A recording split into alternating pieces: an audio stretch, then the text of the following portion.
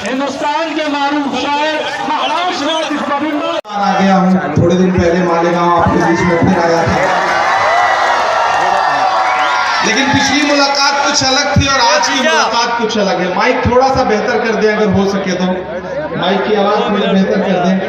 Parliament में मोदी जी नहीं बोलने देते, यहाँ माइक वाला नहीं बोलने देगा तो कैसे काम चलेगा? थोड़ा सा बेहतर कर दें।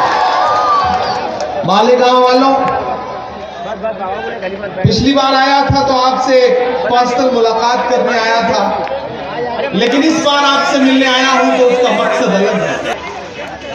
ये इलेक्शन दो विचारधाराओं के बीच में है, दो जहनियत के बीच में है। एक तरफ वो ताकतें खड़ी हैं जो ये कह रही हैं कि हमें मैंडेट दो, हमें बहुमत दो, क्योंकि हमें हिंदुस्तान का आईन बदलना है।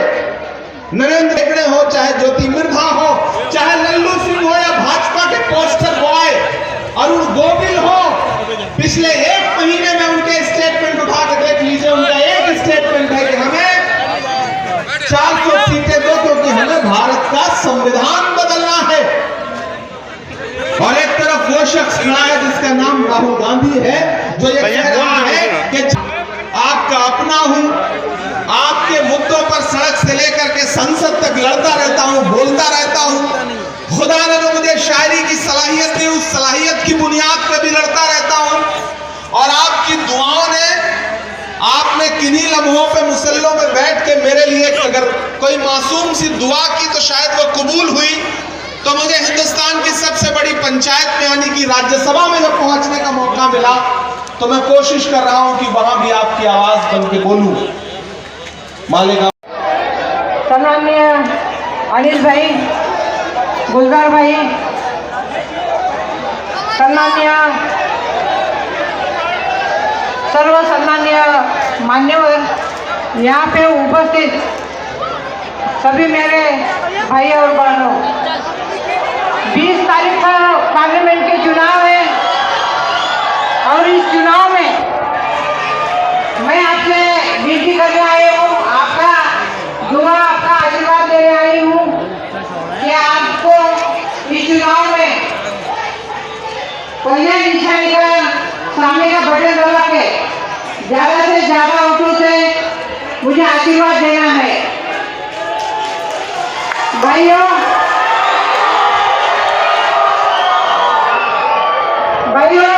हमारे दुनिया बहुत सारे सवाल है। हमें पावरलूम क्लस्टर बनाना है। जो वातावरण है हुकुमशाही का वातावरण है। 400 पार का नारा बीजेपी शासन करती है क्योंकि उन्हें संविधान बदलना है। हमें ये जो निवडणूक है, ये जो चुनाव है, ये महत्वपूर्ण है। आगे की सभी राज्य इन्होंने वो सब्सिडी जो है वो रद्द की है। महाविकास आघाड़ी के गठबंधन की सरकार आती है तो हम फिर से हमारे भाई भाइयों के लिए सब्सिडी शुरू करेंगे। और ज्येष्ठ नागरिक रेलवे से जाते हैं तो 65 ईयर्स के जो नागरिक है उनको कांग्रेस के जमाने में उनको फ्री जाने को मिलता था या हाफ टिकट मिलता था, ये भी उन्होंने बंद कर दिया है। और मेरा ये अपील है, ये बहुत ही गलत है। आपने खासदार को देखा नहीं है, खासदार निधि को देखा नहीं है। मानेगा मेरा ससुराल है, ना मानेगा मेरा मायका है। लोकतंत्र बनाती है कोई उनके सीबीआई की कार्रवाई होती है, ये गलत बात है।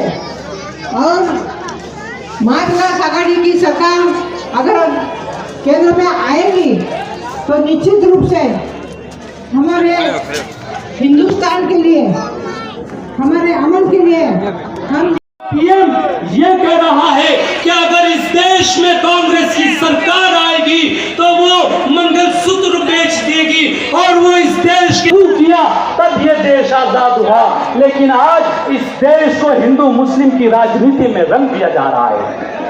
कभी नारा दिया सबका साथ, सबका विकास और सबके विश्वास का, लेकिन जब ये सत्ता पलटती हुई नजर आ रही है तो ये नारा भी पूरी तरह से पलट। कभी गुजरात में बयान दिया जाता है कि अगर कांग्रेस की सरकार आएगी, ऐसा बयान इस देश के सत्ता में रहने वाले लोग दे रहे हैं। कभी ये कहा जा रहा है कि क्रिकेट टीम में मुसलमानों को भर दिया जाएगा। बहुत अफसोस की बात है हाज़रीन, हमारे देश का संविधान लिखा गया उसी दिन भी 21 के मुजरिमों को छोड़ दिया जाता है। इसलिए आने वाली 30 तारीख को हमें ये फैसला करना होगा कि इस देश का अगला पीएम कौन बनेगा। और इस 30 तारीख को आप शोभाताई बच्चों को अपना वोट दें, वरना हाज़रीन वो दिन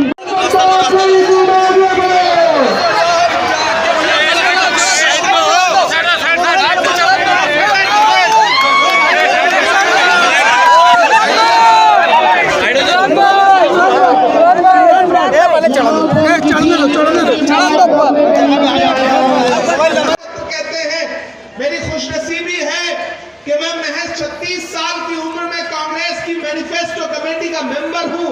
वो जो मैनिफेस्टो बना है उसमें मैंने आपकी नुमाइंदगी की है।